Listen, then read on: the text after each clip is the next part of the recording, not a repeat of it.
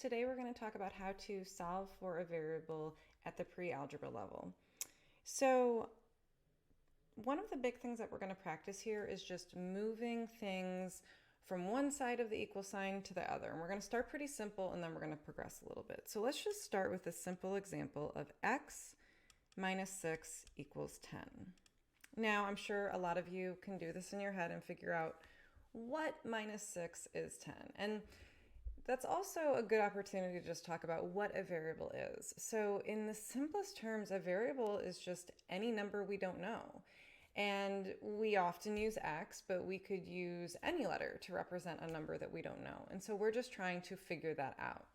And so while we could do this in our heads, let's talk about a technical way to do it using the movement of things from one side of the equal sign to the other and how we're going to do that. So anytime you want to move something from one side of the equal sign to the other, you're just going to perform the opposite operation.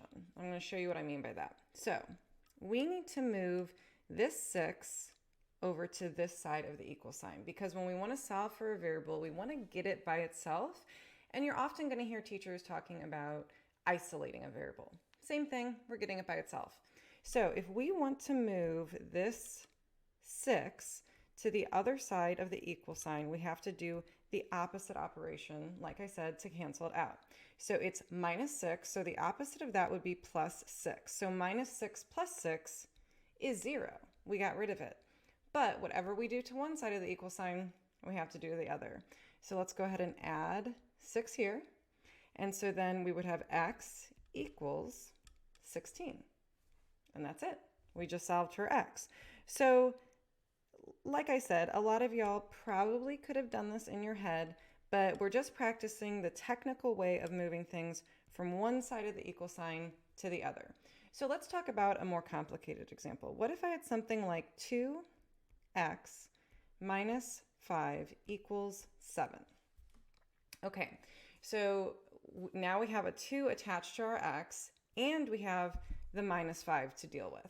So whenever you're isolating your variable or getting it by itself, you always want to start by taking care of what is the furthest away from your variable. So in this problem, this minus 5 is the furthest away. So I'm going to take care of that first. So the way to get rid of minus 5, I would add 5 to this side. Those would cancel, and add 5 to this side.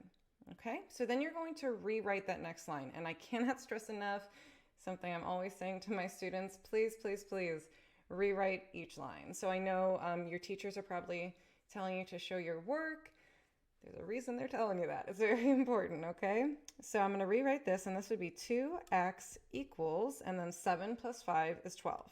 Okay, so we're closer, but we have to take care of that 2.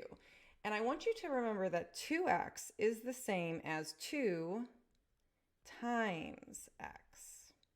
Okay, so I'm going to actually rewrite it like that because that's going to help tell us what to do. So remember, I said we need to do the opposite of the operation to get rid of it, right? Because we just want that 2 to cancel out, so then we have x by itself.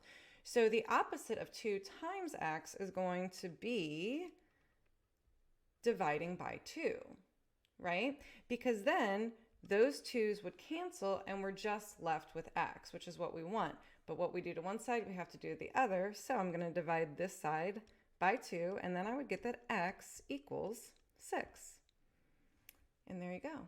That would be our answer. I hope this helps.